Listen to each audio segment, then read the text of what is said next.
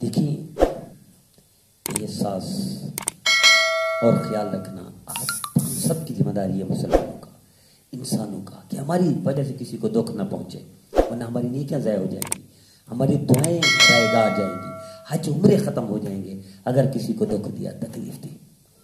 शरीयत तो जानवरों को तकलीफ देने से मना करती है और हम मुसलमानों को तकलीफ देकर दुआएं करते हैं, तहज्जुद पढ़कर दुआएं मांगते हैं, रोते हैं कि अब रोना कबूल हो जाएगा। नहीं, मुमकिन ही नहीं।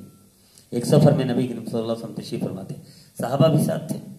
कोई साहबी गए, देखा तो सफ़र में जंगल के दरख्त था, उसमें एक चिड़िया के बच्चे थे। इन्होंने बच्चे उठा दिए, या बच्चे उठाए तो चिड़िया ऊपर उड़ने लगी, फिर फुलाने लगी, परेशान थी। नबी करीम सल्लल्लाहु अलैहि वसल्लम ने देखा चिड़िया ऊपर उड़ रही है, फरमाया इस चिड़िया को किसने तकलीफ पहुंचाई, किसने अजियत पहुंचाई?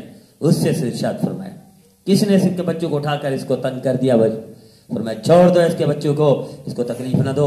जो नबी चिड़िया को तकलीफ देने से मना करे, जो नबी चिड़िया के बच्चों को उठाने पर, दुख देने पर रो पड़े और गुस्से से फरमाया छोड़ दो, उस नबी की उम्मत गले काट कर भी दुआएं करती है, मस्जिदों में नमाज जाती है। उस नबी की उम्मत आपस में ग़ीबत, कीना, गालियां देकर भी समझती है कि शायद हम मुसलमान हैं।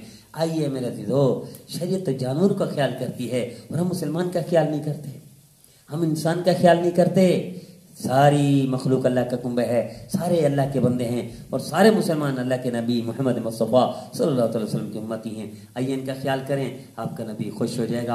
आपका नबी खुश हो गया, आपकी दुनिया भी बन जाएगी, आपकी आखिरत बन जाएगी। अगर आपने आपके नबी, अपने नबी के उम्मती को किसी को दुख दिया, गाली दी, तकलीफ पहुंचाई, तो आपका नबी नाराज होगा।